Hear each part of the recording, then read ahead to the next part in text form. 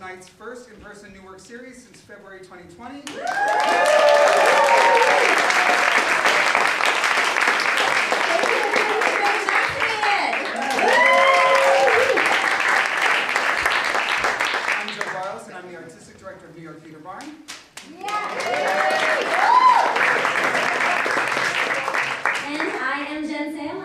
Associate Artistic Director of New York Theater Barn. Welcome to The Cell, one of our favorite artistic homes. We are thrilled to relaunch our New Work series live and in person. And this is also the first time we are presenting this series live and in person as well as virtually behind you to a virtually global audience. And we're also excited for the first time to have ASL interpretation.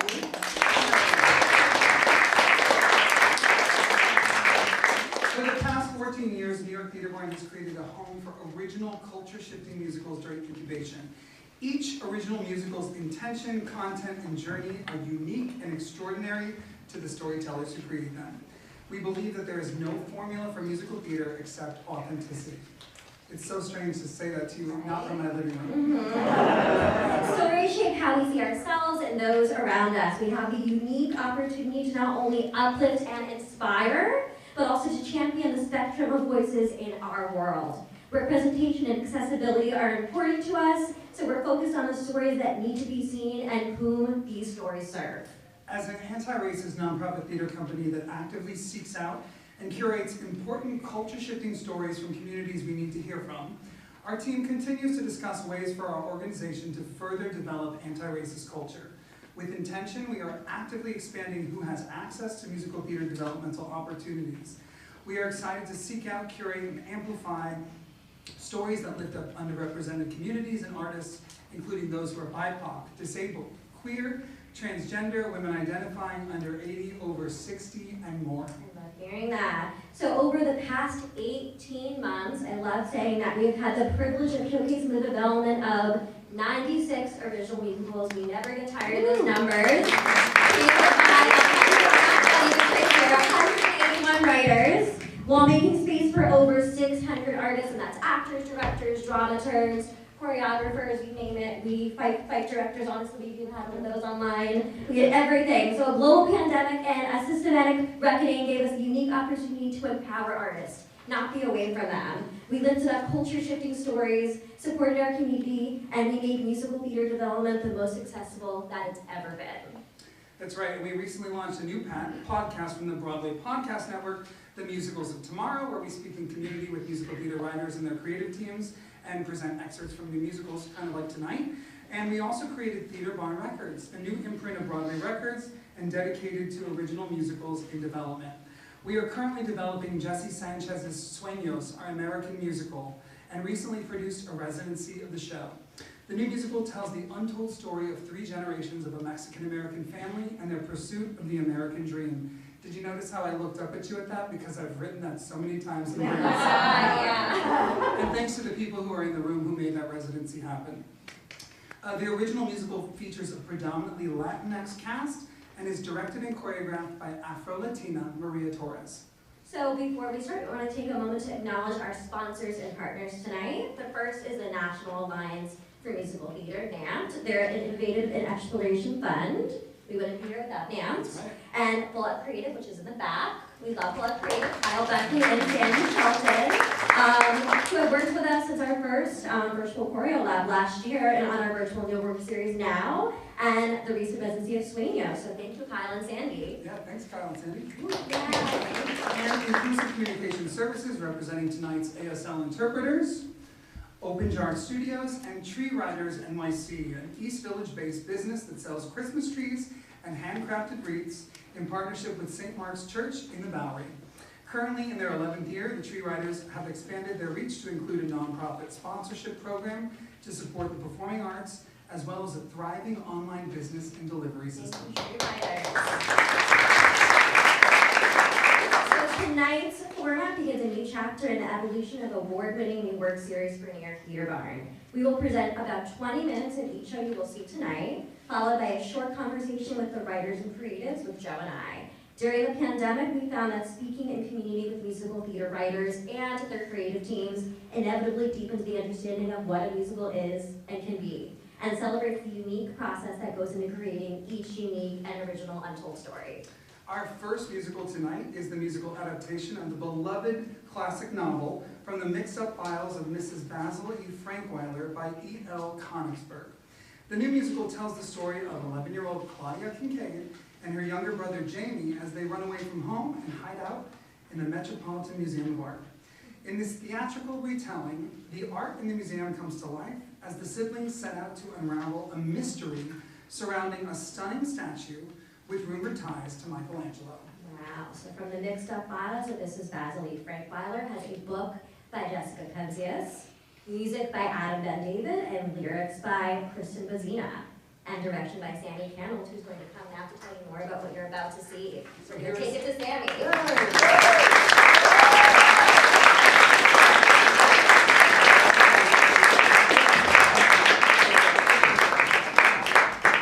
Hello. I'm so excited to be here with this incredible cast.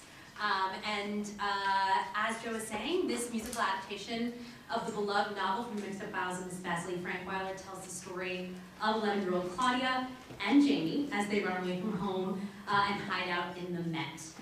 In this theatrical retelling, the siblings set out to unravel this mystery, and I'm going to introduce you to our cast members. So we have Claudia, played by Anna Ray Hollard.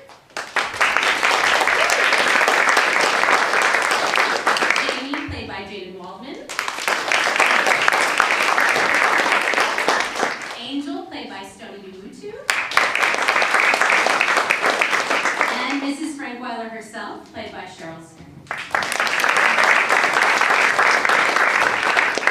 We're going to showcase an excerpt from the musical, and we'll be jumping from scene to scene. And Mrs. Frankweiler will step in to set up each moment and fill in the gaps as we go so that you know where you are. So without further ado, please enjoy.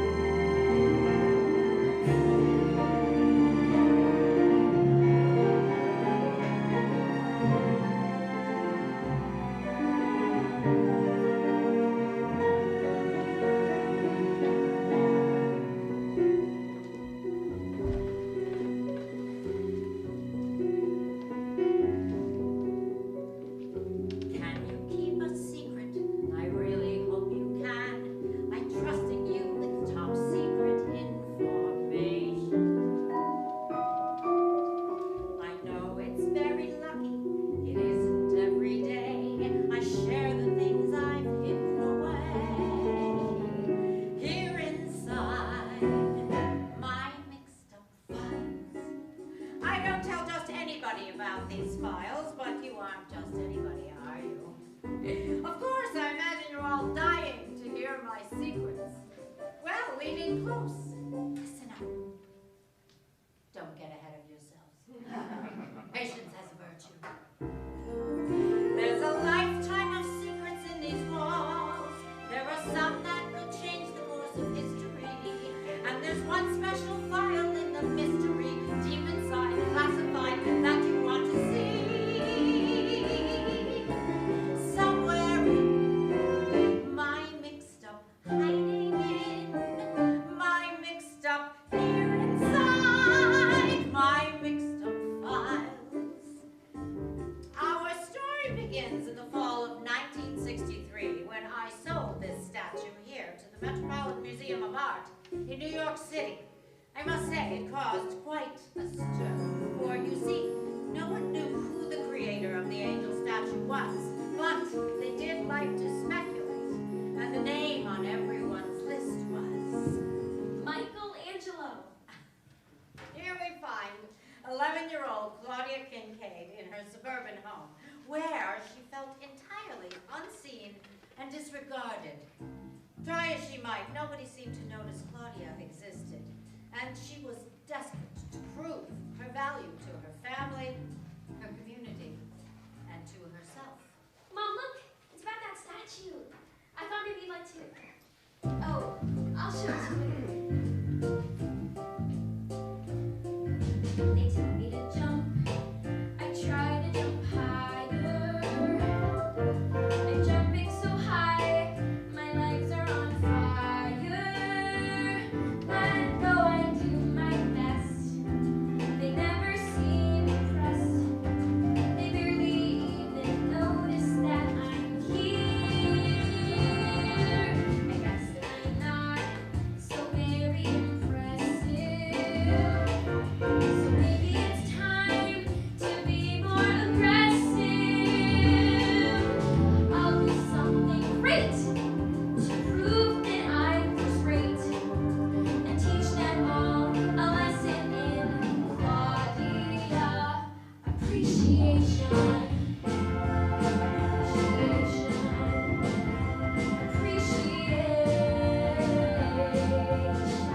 Hey Dad, I finally got my report card in. Never mind. Gotta do something worthy of celebration, so I can earn their infinite admiration, and always standing tall on the greatest day of all, the day they learn a lesson in Claudia appreciation.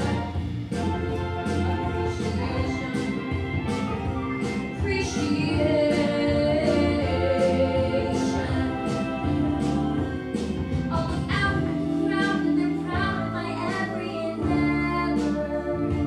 They'll say she is successful and skillful and she knows her stuff. And they'll say she is smart, and I'll know in my heart that I'm clever.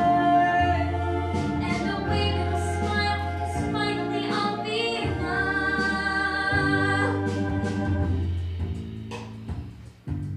Wish I were front page news. Wait a minute. The brilliant scholar who unveils his statue's true identity will undoubtedly be lauded as a hero. An idea, an interesting notion, and I know the way to put it in motion. I'll hatch my thrilling scheme and earn the world's esteem. Accomplish something grand. I finally have a plan to teach them all a lesson in Claudia appreciation. Appreciation. Appreciation. Appreciation.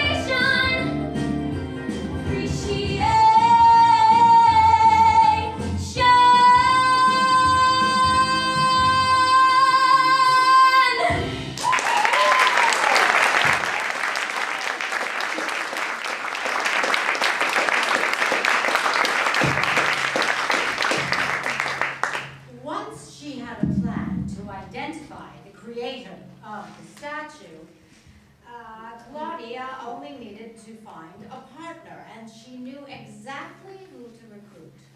The next morning, she approached her younger brother Jamie on the school bus. Mind if I sit here? Are you out of your natural mind?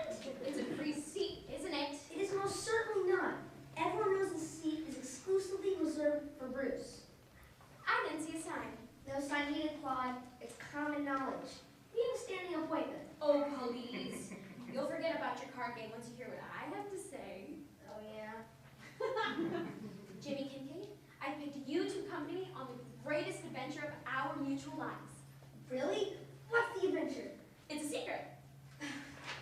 What's the matter with you, Claude? First you want to bust up my card game, then you won't tell me about your adventure. It's undecent. Break up, not bust up. Indecent, not undecent. Oh, baloney. Just tell me. Fine. I decided to run away from home, and I've chosen you to accompany me. Wow! Why me? I figured you preferred Steve. He's older after all. I have thought a great deal about this, and I want you. What do I have to do on this adventure, then? I have it all planned out. All you need to do is read the note that I'll leave under your pillow tonight. Be sure to follow the instructions perfectly, and bring all your money. By the way,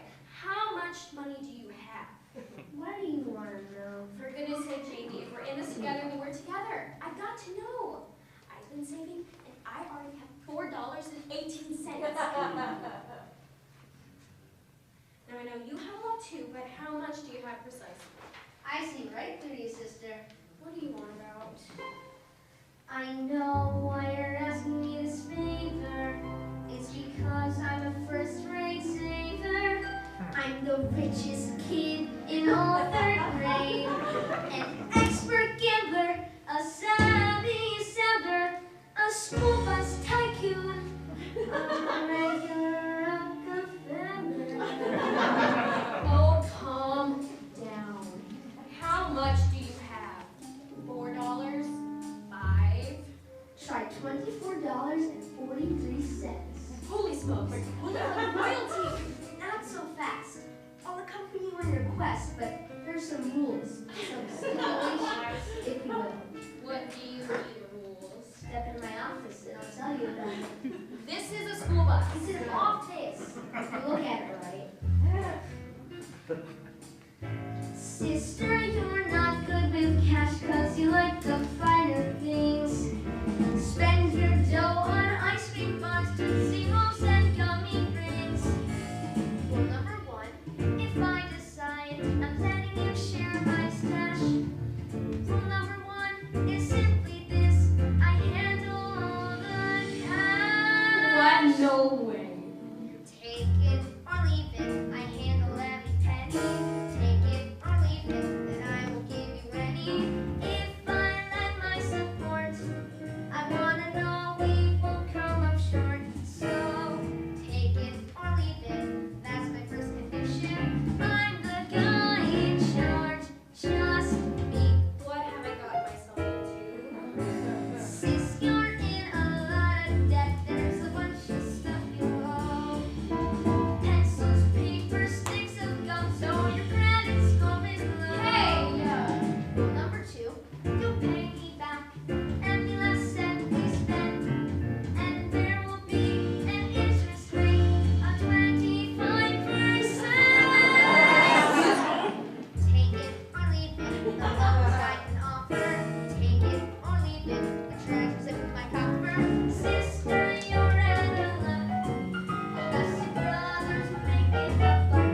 So take it or leave it, they're getting quite a discount from a generous guy. That's me. I'm trading snacks at lunch like Wall Street businessmen.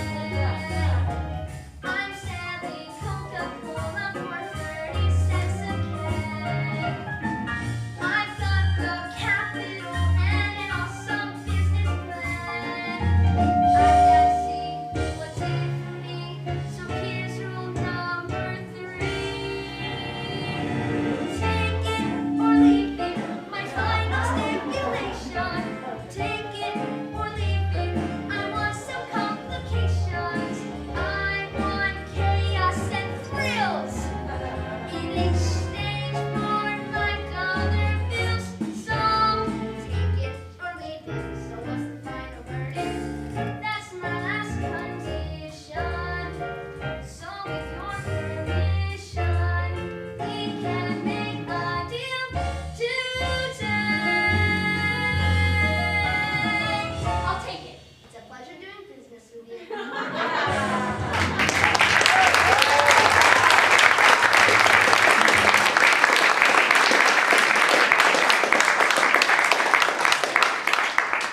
Thus, with $28.65, the Kincaid siblings set out on their adventure. After enacting their elaborate escape, arriving at the Met, and frantically skirting museum guards, Claudia and James were determined to discover whether or not the mysterious angel statue was, in fact, carved by Michelangelo. Trouble is, they had yet to lay eyes on the statue in question. When night fell and the museum closed, the children ducked out of sight and fell asleep in an antique candy bed. Hours later, once darkness had descended, in a deserted museum, Claudia stirred. Jamie. Jamie. Look, we're alone. It's peaceful here at night. Listen, it's almost like a hum, a lullaby. It feels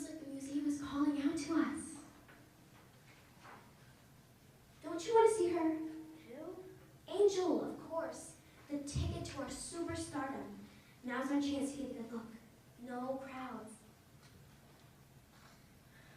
Fine. Suit yourself. I'm going to see her.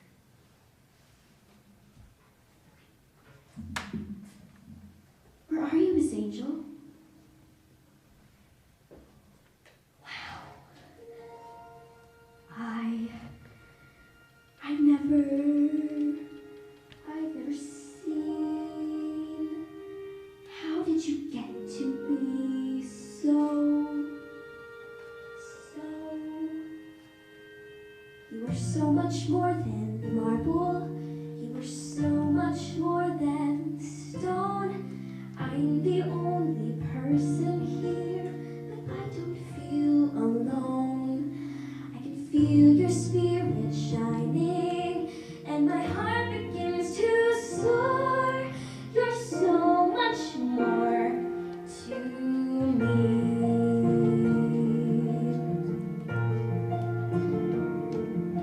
There's a beauty in your stillness, and your eyes are so serene, and all across your giant wings, an iridescent sheen. There are lots of lovely statues, but there's one that I adore. You're so much more to me.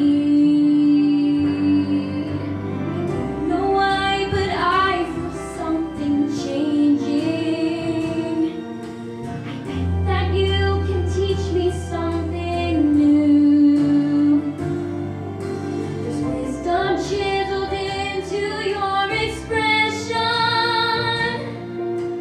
There's a lesson I can learn from you. And your face is so familiar, though we've never met before. You're so much more to me.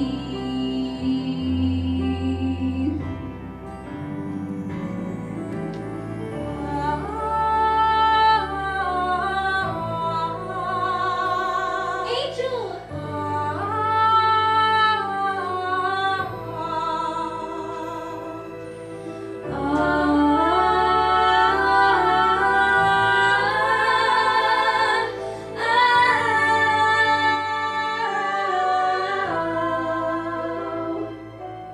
All the world will see you're special.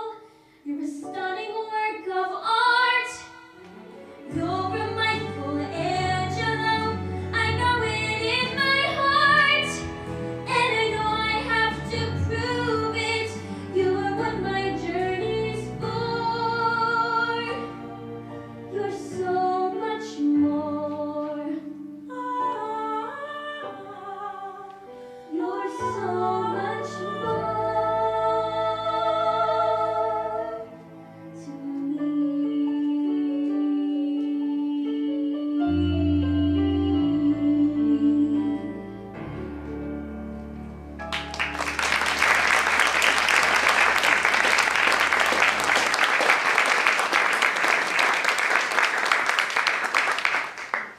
Claudia was never the same after that night. She felt there was something magical about the statue. The mystery had intrigued her. Magic attracted her. She was more determined than ever to prove Angel was a Michelangelo. But she soon discovered it was not as easy as she had hoped.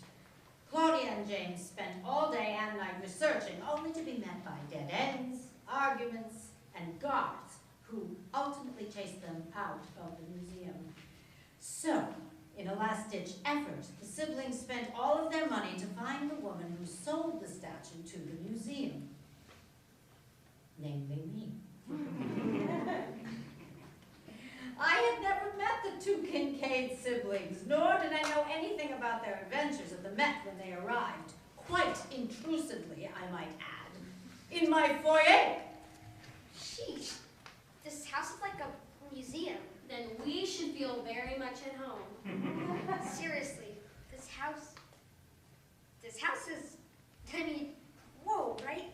This Frankweiler thing's loaded. Indeed I am.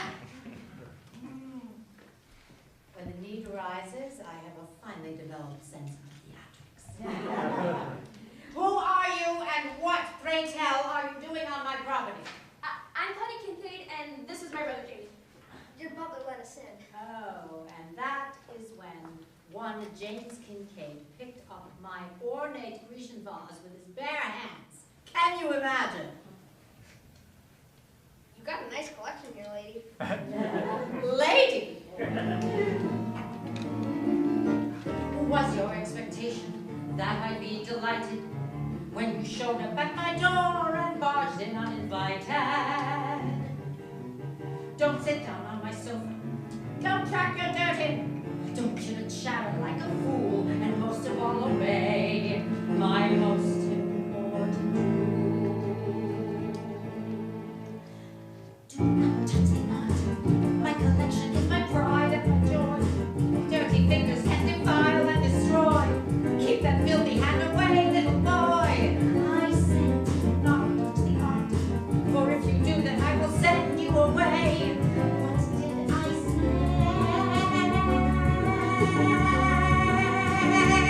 Would you go to the Louvre and touch the Mona Lisa? Run your brandy fingers on the pyramids of Giza.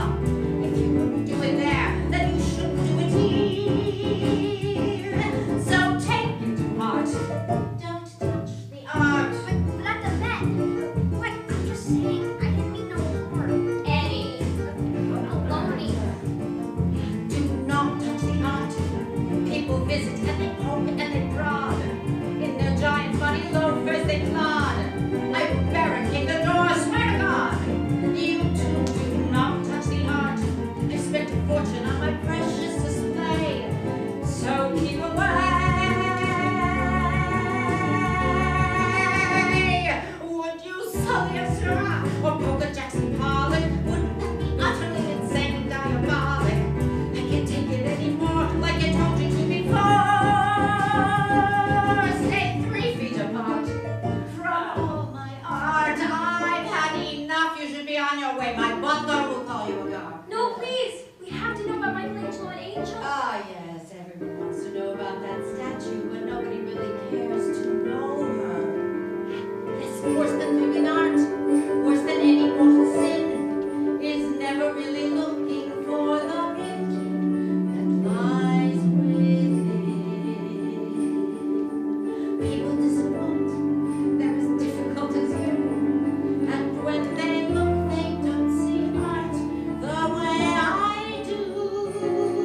They dissect it, criticize it, they dismiss it out of hand, they denounce it, they condemn it. People never understand. The world wants to know about my angel, but they don't really care about my angel. It's time to get out and leave me be. You'll get nothing out of me. I'm fine on my own, so leave me alone. And as you do depart, don't touch the art.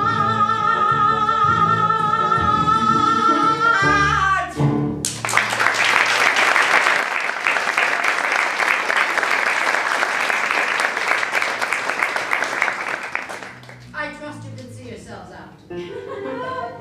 Sorry. We'll leave. But you should know, she was never just an object. At least not to me.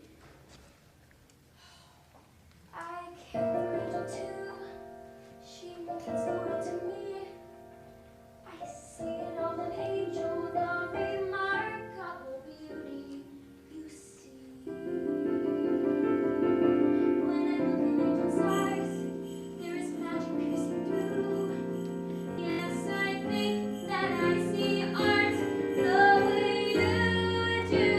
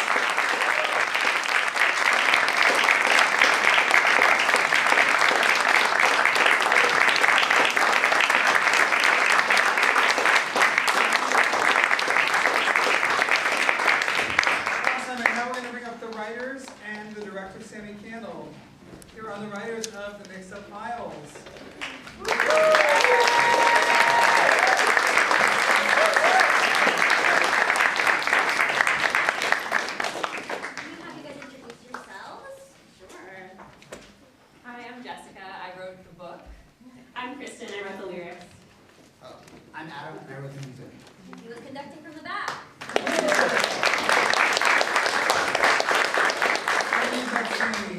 So we'd like to know, how did you all come to collaborate, and what was the impetus to adapt this beloved novel, and how did you get the rights? Everyone's wondering. Well, I just have to acknowledge that we actually have one of E.L. Konigsberg's children, Ross Konigsberg, is in the house tonight.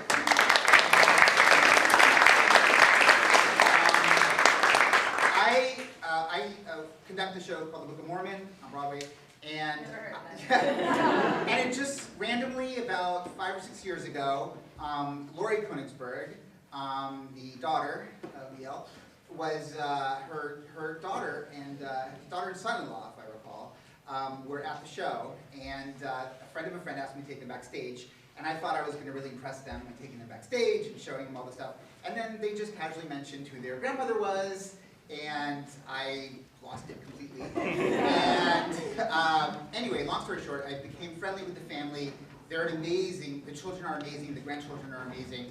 And I just could not believe over all these years that that this show had not been adapted in the way that I thought it could be adapted, which is a very sophisticated but also playful and wonderful show that can be enjoyed by all ages. And the book, for me, goes back to when I was 10 years old and read it. And I wrote this musical since I was 10 years old in my head, basically. Yeah. So it's been a passion of mine. It's been the main show that I wanted to work on my entire life. How many in this audience have read this book growing up? See, Wow. it's a lot of people's passion. Lots of you did. Yeah. Of course you have. So anyway, yeah, so, and then I went about, I didn't realize that it's quite often producers will go about getting the rights to books. And so I didn't know any better, so I told them that I was going to do the best I could and find the best writers and the best director, and yeah, and so now here we are. How did you meet two of them? Yeah, so we're all members of the VMI Musical Theater Writing Workshop. And it's funny because Adam and I were in the same class, but we never got paired up to work together. So we just sort of like admired each other's work from afar for several years until I came onto the project. So yeah, the first thing we wrote together was for the show, but I'm so happy we did. But Jess and I have been writing shows for many years, and we met at the BMI workshop too. And then I had met Sammi during my time working at Jill Furman Productions and was always such a huge fan of her work. And when we think about art coming to life on stage and putting the Met on stage, it takes like wild imagination and theatricality, and so we immediately gravitated towards her. I think what's so great is that you had such a passion for the show, and that you aligned yourself with all women, which is so great.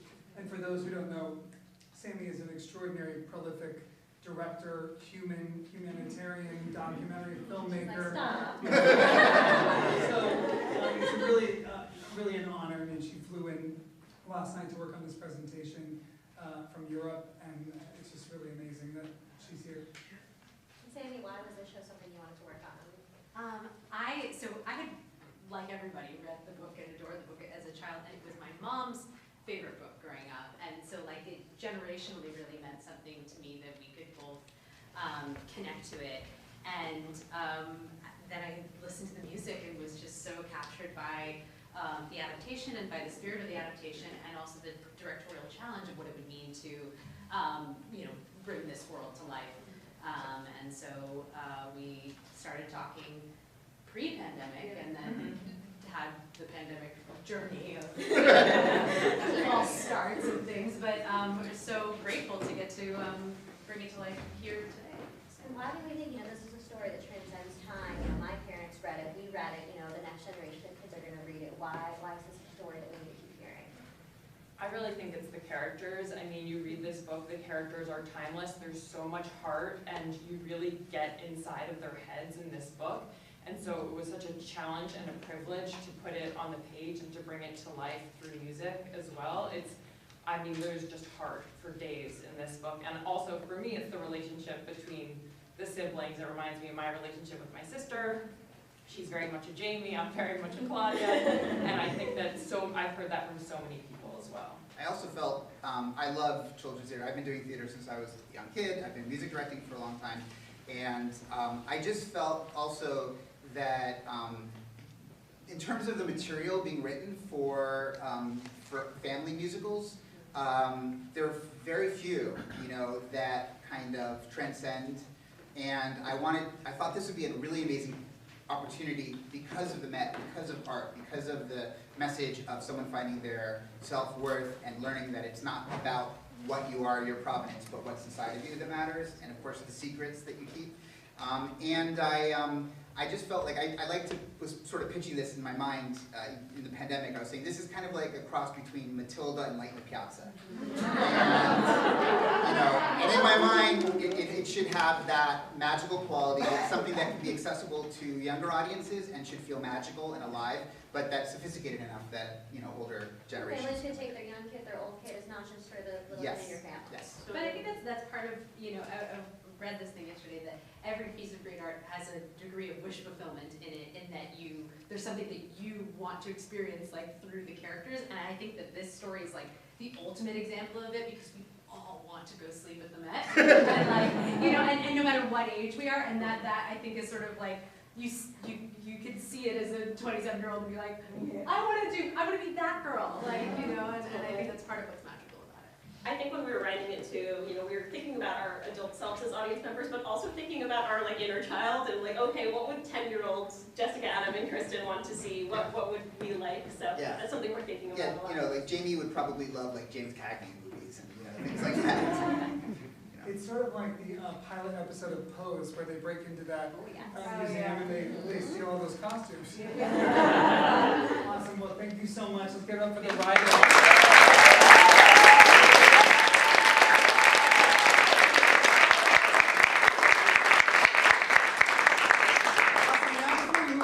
Set, How to You, we're going to hear from our board president emeritus, Sheila Ray, who's going to tell you a little bit more about New York Theater Barn. You could just stand up right there and take your mask off and face this way. We're going to be setting the stage up here. Thank you so much. Ladies and gentlemen, Sheila Ray. Sheila Ray was in the original Broadway production of Fiddler on the Roof. Applause. Selling the President. Other productions. Oh my goodness. I'm Sheila Ray.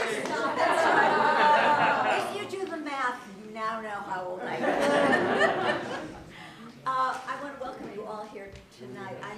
Oh my gosh, I'm just so happy to see so many people in person for the first time. Oh my goodness, it's just wonderful. So thank you for being here tonight. Joe wanted me to talk a little bit about my history with the company, and I have a long history with the company because I'm one of the original founders of the company with Joe. And the way that this company started was that Joe came up to me at the Hart School of Music at the University of Hartford, where he was a student his senior year. And he had just seen a production of a musical that I had written called I Married Wyatt Earp, and he came up to me and he said, I love this musical. I'm going to produce it on Broadway someday. And I thought to myself, yeah, sure, honey. True to his word, he didn't get it to Broadway, but he got it to a beautiful off-Broadway production that was directed by Cara Reichel right here tonight. And I fell in love with Joe. How can you not? He is such an amazing guy. Everybody on our board has drunk the Kool-Aid, and that's why we're here. We all believe in him so much. So I want to introduce the members that are here tonight of our fabulous board, our tireless board that works so hard to keep these Newark series going. Robin?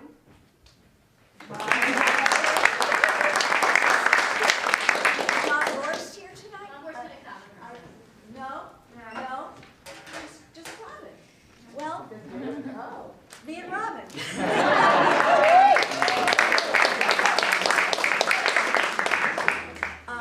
And also at this time, I have to say that we could not do this without each and every one of you.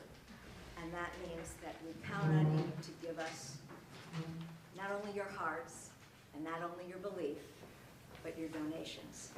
And so I certainly hope that after you see tonight's presentation, that you'll be willing to give us a little money, because God, we could use it. And we really appreciate you being here tonight. Thank you so much.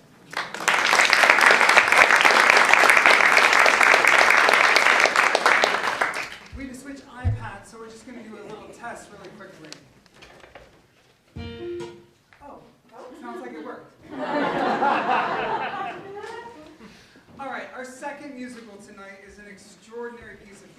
How to You, A Musical Guide to Black Boyhood.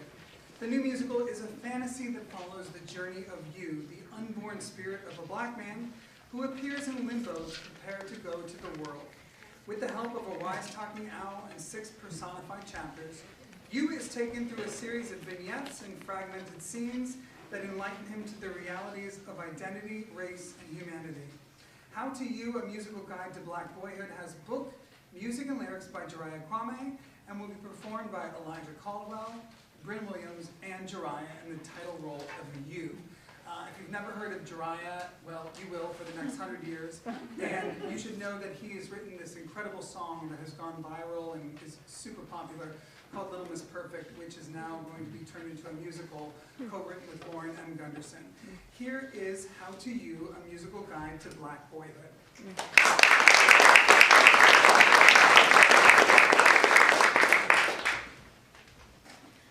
Lights up on You, who stands alone in an animated forest. It looks like a scene from a children's book, but there's something ominous about it. After a moment, the sun starts to rise and Yu's eyes slowly peel open. When he's fully awake, he takes in the environment with a sense of both hesitance and awe. Suddenly, a flurry of nature sounds startle him. Whoa! Relax, an animated owl figure gracefully flies in and lands on a nearby branch. What the fuck? Hello? What do you mean? Hello?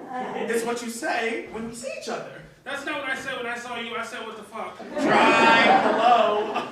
You didn't even give it a little wave. Hello? Yeah, hello. Where am I? That's a great question. People call this place a lot of things. No man's land, nowhere, limbo. We just call it home. This is the forest of learning. Who am I? Who are you?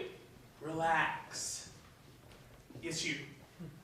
I'm you and you're relaxed? Yes, exactly. You're already a great learner. You know, it's a great day for learning. Learning what? Who you are. See, I look at you and I notice that you don't have any feathers or a tail or a beak or anything really that I have. You're not an owl. Some people might look at your skin. It's black. And what do you think that tells them? I don't know. Well, obviously you don't know. That's why I'm here. Today you're going to learn how to, well, how do you? And you're gonna teach me? What do you know about me? You? I know a lot of things. Every morning, a young person like you appears here in the forest to learn everything they need to know to be ready for the world. Today, it's you. Another day in the forest of learning. Sunshines bright and the stars you'll be earning. And the stories are starting, the pages turning now.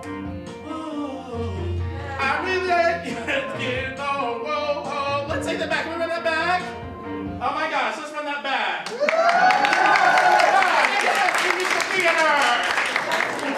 Okay.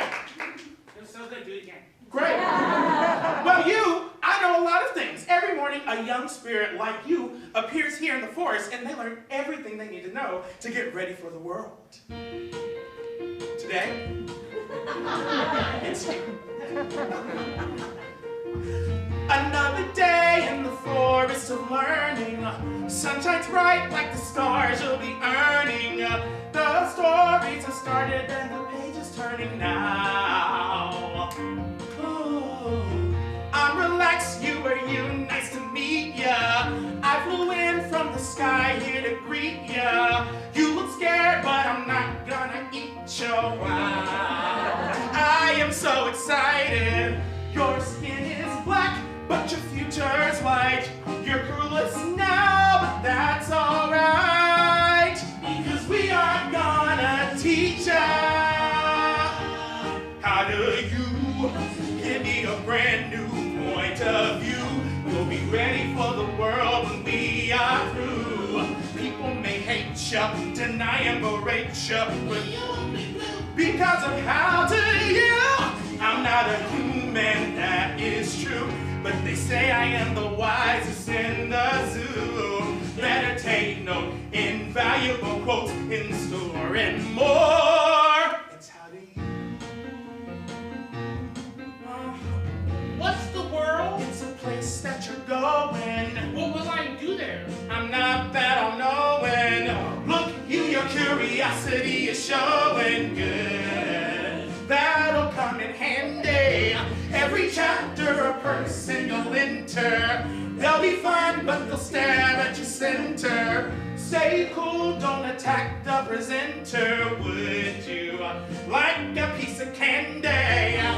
I don't get it, but that's fine.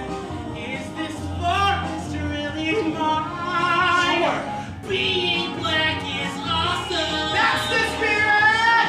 How do you give you a brand new point of view? You'll be ready for the world when we are through. Soon you'll be gaining some knowledge from braining. Yeah! Give you a brand new attitude. You'll be ready for the world when we are through. Get ready for school. Education is cool. You're gonna learn how to you. As far as fails, we've had a few. We believe that you can do it. You're not alone. There's other yous. Feel them in your bones. Let them light your fuse. Let them be your muse. It's the start of something new. It's how to you.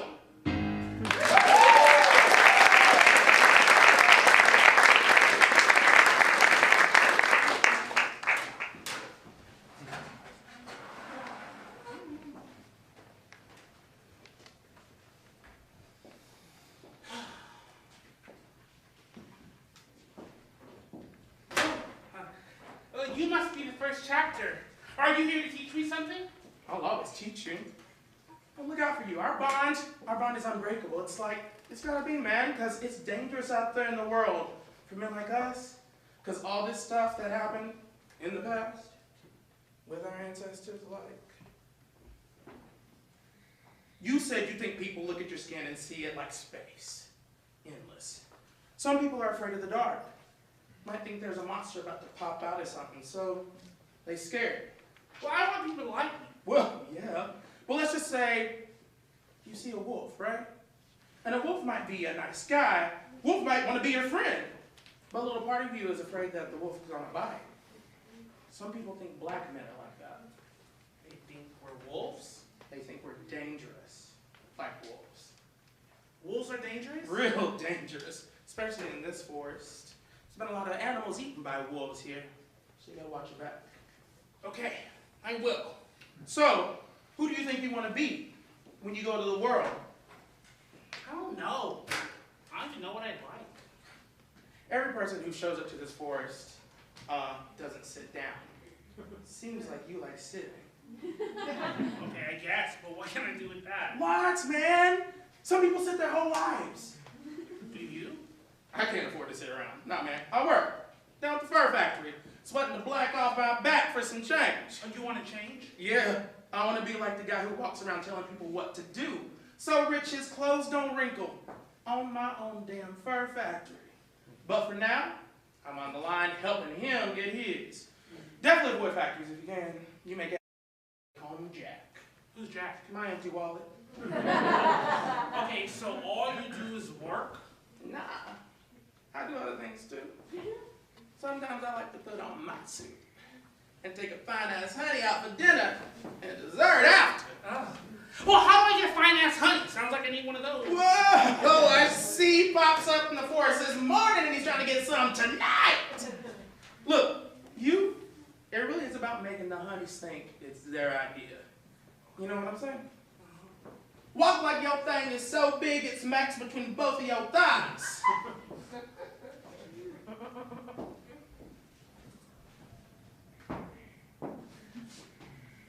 like that. You try it.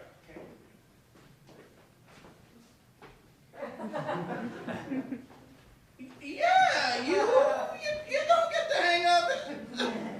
You'll be ready in no time. If you want to have lots of swag like me, it's as easy as 1, 2, 3. Hesitant, lost, confidence is key. Act like you are you who you want to be. It starts with the walk, yours is on its way. Walk up to the honey, lick your lips and say, hey, I'm in such a name, then an eyebrow raise. Like that, and then she'll go weak at the knees. By the end of the night, she'll be begging please. You probably should learn about the birds and bees. Right now, you're giving that thirsty virgin tease. Guys like us have it made. Show you're tough as nails, but you're soft as suede. Play your cards right, that'll get you laid. Laid where? On a beach under the palm tree shade. Always keep your cool. Honestly, that's the black man's greatest tool. Believe in yourself, be bold. Don't be a fool, 'cause your power is endless. If you're no longer friendless, just stick with me. But what is confident? What is bold? Gotta remember, I'm 10 minutes old. Not bad, little bro. It's when you shine like gold. It's when you keep your head up, no matter what you're told. Ignore the haters, dodge their attacks, 'cause you're so damn fly, they should call you relax. You're cold as ice and you drip like wax. That's not being cocky. Facts Wait, are I facts. don't even know who I am yet, but being cool's an expectation that makes me feel a little insecure and some hesitation. What if honeys don't like the way I walk? I don't sound the same as you when I sing or talk. What if they mock me? How is cool the black man's greatest tool? That's alarming. I'm endless, and no offense, but I think I'm much more than charming. I like your song, I'm pretty sure you're wrong. Not the default. I'm taking it all with the grain of salt. Let's continue. You are so damn cool. And that's what? The black man's greatest tool. That's right. And when you make the honeys drool, remember who told ya, when I'm not there to hold ya, the world might try to mold ya. When the powers be scold ya, remember you are endless. So cool and never friendless. So damn cool. So damn cool. So damn cool. So damn cool. So damn. So damn cool. So cool. So damn cool.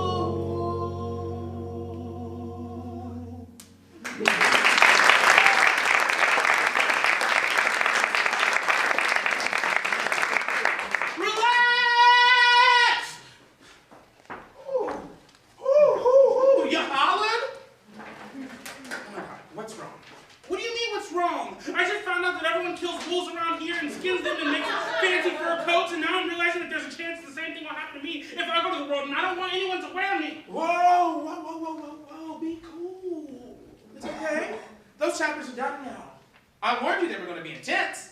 I thought this was supposed to be a lesson. Now it's starting to feel more like a test. It wouldn't be right for you to go into the world without knowing everything that's going to be there. There are a lot of things that happen with a lot of different people that made them all act a certain way. That's called his story. And there's a lot of his story in chapters like these. Things come along to help teach a lesson. And sometimes, in his story, different kinds of people are seen like wolves. That's why you need to learn, because some people will think you're the wolf. Does she know the people who do all the hunting and the herding have to learn? Why do I have to learn how to deal with them? Everyone learns, only some listen. Well, I have to be honest, relax. The world seems like it's much more trouble than it's worth, and I don't think I like the way things are now, so maybe I don't want to go. Not liking the way things are is the perfect reason to go. Some people go to make it better. Maybe that's you. Why would I go somewhere I'm not wanted? I can't answer everything for you, or else this would be called How to Relax. But it's not. It's How to You. Now I'm overwhelmed. Another day in the forest of learning. Something died, but the sun is still burning. Hesitant as the pages are turning now. Whoa, seems the world isn't what I imagined. Monsters there with their hoods or a badge, and I'm just you, and you feel nothing. How could I be a wolf? I can barely hurt a tree. And was that a lesson too, or will they really hunt me? Who's in charge of the world, and why do they allow this? And what about it's supposed to be appealing? What is it I'm supposed to be feeling? Ooh, this is a scary point of view. Will I be ready for the world when this is through? What's this sensation, this sudden frustration? Will I ever go back? What am I supposed to do? It's funny they call this out to you, 'cause I don't feel like me. I'm changing to someone new, and it's kind of ironic that I'm afraid of the dark.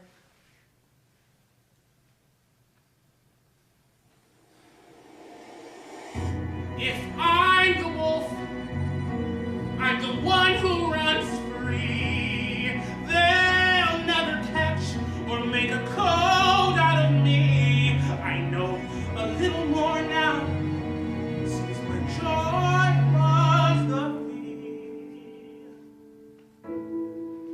And now I'm broke. You want to talk about what happened today?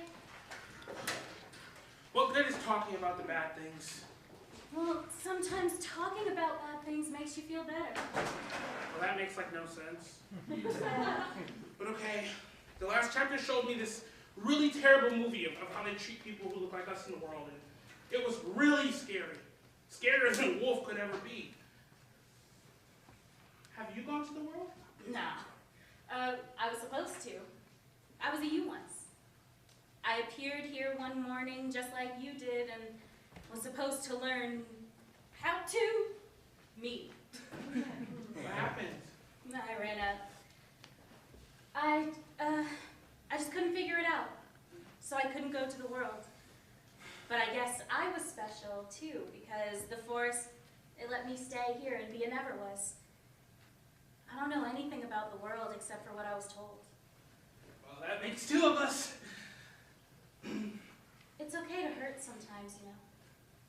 Have you been hurt? No. Actually, I can't. You can't hurt? I can't feel anything. One of the many downsides of being a never was. I can fix what is broken, be it a branch or a heart. I am numb, but I'm useful. I feel nothing at all. It's been that way since the start. When I smile, it's not truthful. I've never felt the joy of a swim in a river. I've never felt the fear of a long distance flow. I've never felt a thrill, no, not even a sliver. And this is the worst of it all. I've never felt pain. I've never felt tears on my face in the rain. Never winced at a splinter or a bite in the winter. You don't know just how lucky you are. You've already felt pain. When you have, there is something you gain. Understanding of life, feel the strain. And be thankful that life isn't plain. Because pain is a gift. I know the world can be scary. You know better than me. Seems today taught that lesson.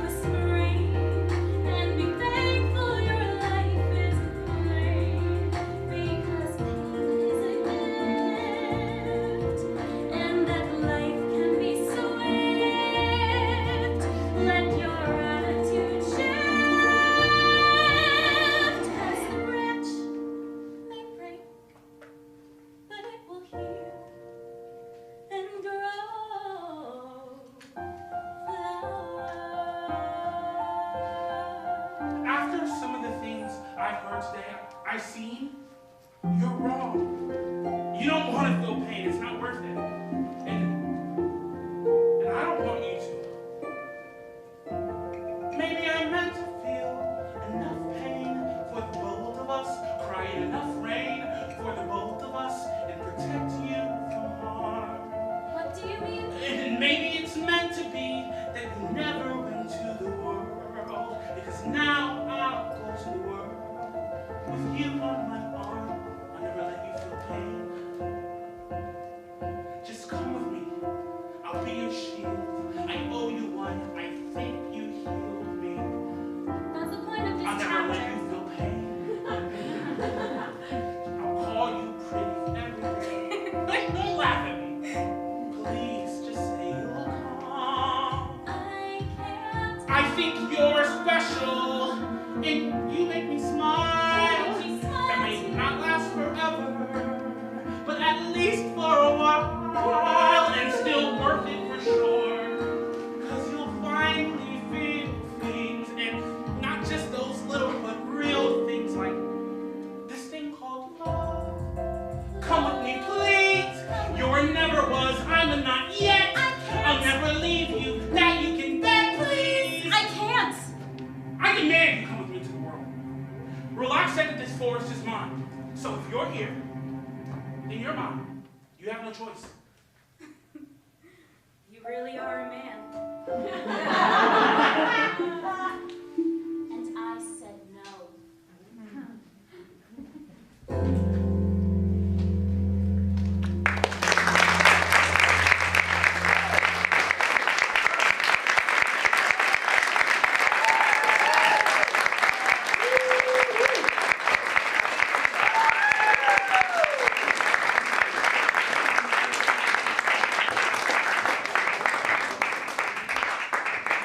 So that's your iconic for you.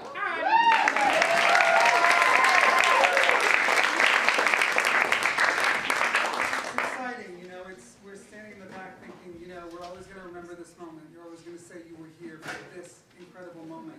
We had a great time showcasing your musical Little Miss Perfect in our virtual Newark series, and we're excited about your collaboration with Lauren and Gunderson on that show, the most produced playwright in America. She's so good. She's really wonderful. When we asked you to include how do you in tonight's presentation, you said, since being in NYC, I've been flooded with a lot of realizations that I've been artistically and spiritually holding back with in my work. And this draft is truly the first time that I put one of my ideas down on the page without any concern with rules or norms or trying to make something marketable. And what I came out with is something that I'm already the most proud of. I initially got the idea when I was thinking about the bizarre norm of black children having to learn about the world in its entirety, all the many complexities of humanity that are already a mindfuck when you're so young, and then the added layer of having to learn about racism and the many startling variables that adds. Somehow I ended up in a magical limbo forest to tell the story through the eyes of you, the protagonist who is in a very abstract way autobiographical. So tell us more. What a wordy email. So tell us more about your journey to How to You. Yeah, so, I mean, that was a lot of it. I was having a conversation with a white friend. I don't remember what we were talking about specifically, but we were talking about the newfound controversy that white parents are having at different schools where they're like, I don't want my kids to learn about white privilege because then it'll make them feel like a sense of like stunted self-confidence and then I remember saying like how ironic that is because black children have to learn about racism and things like white privilege at a very early age to even know what's going on around us. Like I remember being set aside by my mom. I think I might have been going to preschool. I was going to maybe the first setting where they weren't going to be with me the whole time. And they were like, in one moment, we're like, yeah, just so you know, there's going to be some people in the world who maybe want to kill you or maybe like want to hurt you. And it's not because of anything that you did. And they explained racism to me. And I remember this feeling of not only confusion and overwhelmed, but like almost like a feeling of betrayal. Like, how could you bring me to this world and so freely set me loose in this world where these things could happen? And I kind of let that idea marinate for a little bit. And then, we ended up in the forest, and I was like, I think through the story of you, who is like in a lot of ways like the hot-headed hero of the story, who kind of learns that he's in the forest and is like, whoa, life, me, okay, and this story is them teaching him what to expect in a way. So through this story, I ended up finding not just about race, the way that I feel about different things. Like the concept of being a man comes up because different chapters come and teach him different lessons, both in life and also like in this forest metaphor. And I'm rambling. But yeah, it's been so fun. I've always been a very creative kid. But I also am a student, and I like to study the things that have come before and try to emulate them in my work, the people I admire. And this has kind of been the first exercise in going like, I am me. I have the experience that I have the voice that I have. I love Disney. I love magic. I love like things that are bizarre. And so finding a way to both tell my truth and my story and a story that's important to me, while still also giving actors and production a chance to tell a Black story in a way that isn't trauma-based or that isn't based in shocking things, but uses a sense of magic to kind of enlighten audiences to an experience that Black children have to face every day. And hopefully through the eyes of you, audience members are able to understand a little bit why we need to work on making the world a better place to be set. I'm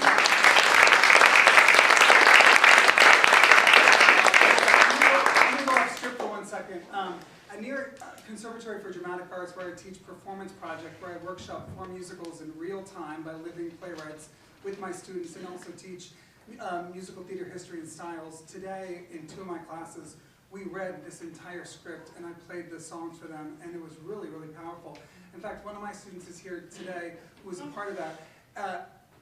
Ariel, I just wanted to ask you, if you don't mind, what was your impression? What was your impression of the piece this morning when we read it and here, and what kind of impact has this piece had on you? And also, I should sort of let you know that like they studied Uriah in class, so they know about and they learned about Little Miss Perfect. And one of the questions on my exam is, you know, from George M. Cohen to you know, all of the people that we learned from in class in musical theater history, who was the most impactful? And you know, living playwrights, and a lot of the students actually talked about how Uriah had an impact on them over George M. Cohen and all these other famous writers and performers that we've learned about, like Harrigan and Hart and so forth. So Ariel. I actually was one of the people that put Uriah down on that, because I'm Latina, I'm non-binary, and I'm gay. So Little Miss Perfect genuinely meant a lot to me whenever I first heard it. And sorry, I'm trying not to cry. So yeah, when I first heard that song, I was like, oh, hey, that's me. And it was so weird to like finally hear it. I don't know, it was so confusing. It's so confusing. But this morning, whenever we went through this, I think you are insanely talented. Like, everything I've heard that you've done is so good. And I told Joe this morning, I was like, it's so good. It's so insanely talented, and I can't wait to see where it goes. Thank you so much. Yeah, the music is gorgeous. The script is great. Like, so good. And I don't remember the other question you asked me, so what was it? Yeah, that was awesome. Okay. One of the things we said today in class, not your class, but the other class, was I said that, you know, unfortunately, one of the reasons I couldn't choose this show is because it has an all-Black cast. But I think we, even in educational settings, we need to get to a place where there's not an exception. Like, there should be a class with that can perform this at a school. This should be the norm. It should be a part of our lives. So this is somehow your first stage of development with this show, Uriah. You wrote this show, you moved to New York in August and wrote the show in a few weeks, right? Yeah. So what is your first, like, now that you've done this, is the first time you've ever had it on its feet?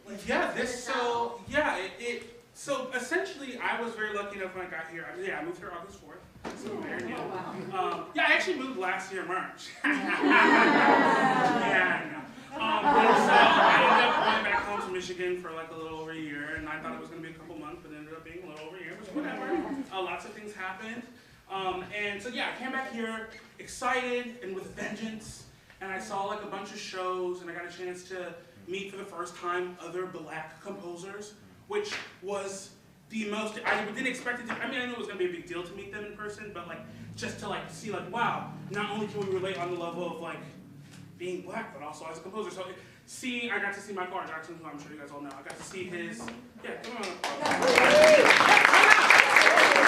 got to see his 54 show, and seeing him do what he does, which is like so many things and so individual to him and so like not what has been done musically before, and so what I wouldn't do either, and seeing like he's an individual, I'm an individual, every writer has something new to bring to this space that we are in, and to be one of the, you know, unfortunately, few black men writing musical theater is like, you know, a big responsibility, but also I've made my mission statement in general just to write stories that feel strong to me and that help people like me. I'm an actor too, so I remember being a kid and the Heights came out and it was like, whoa! But you know, in shows like in certain shows, because we only have so many shows with the amount of representation, if you're not a Benny, who are you going to be in the Heights even? You know, so that's the importance of different people who come from different backgrounds as well, to tell their individual story. Because like me and Michael R. Jackson are both from Michigan, both black boys from Michigan, but the way that we would tell our stories is so different, and that's the beauty of diversity, I think, in general. So, what was the question? And you also had a bunch of callbacks for a show. We should say that. That's pretty cool. I think for our Oh yeah, for Stranger. bring in Brent and Elijah. So when we asked you guys to be a part of this presentation, why did you say yes? Why is the work important to you? You know, I cannot remember the last time I got to work for a black composer, first of all, and I've played roles that were specifically written for black people, but it's different seeing yourself through a white gaze instead of seeing yourself through someone who understands that that's part of it.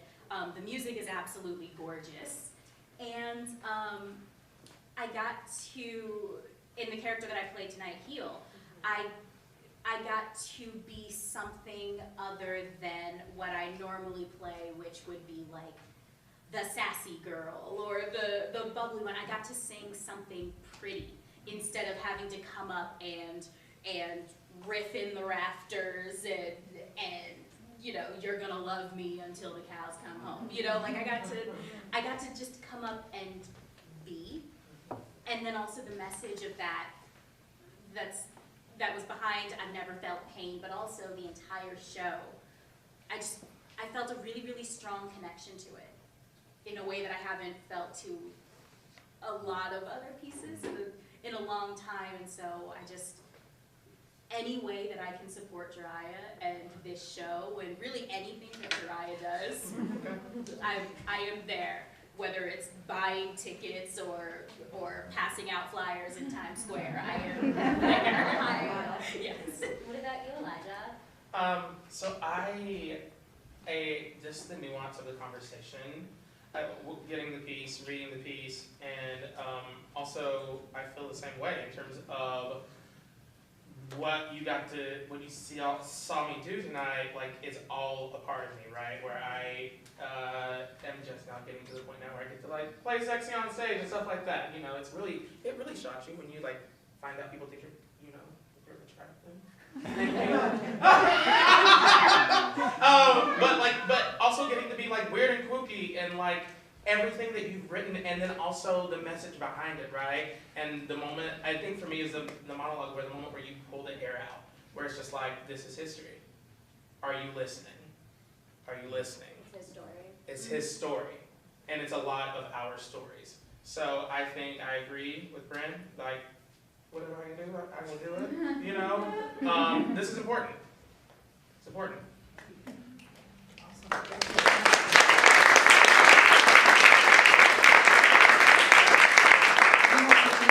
Time being in the room with the three of them and having just thoughtful conversations and just being a part of this, the development of this presentation, and our amazing managing director, Kate Trammell, was in the room with the Basil crew. That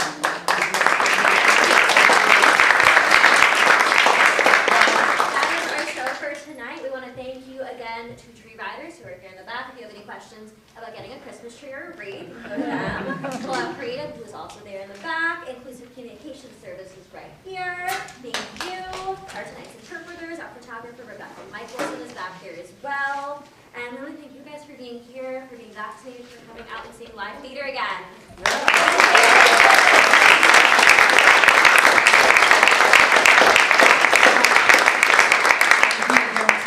For being here for How To You. It was really wonderful to have this moment with you tonight. We apologize that we started late, but we think that we ended on a high note. So thanks a lot, and thank you for supporting live theater, and we'll see you again soon.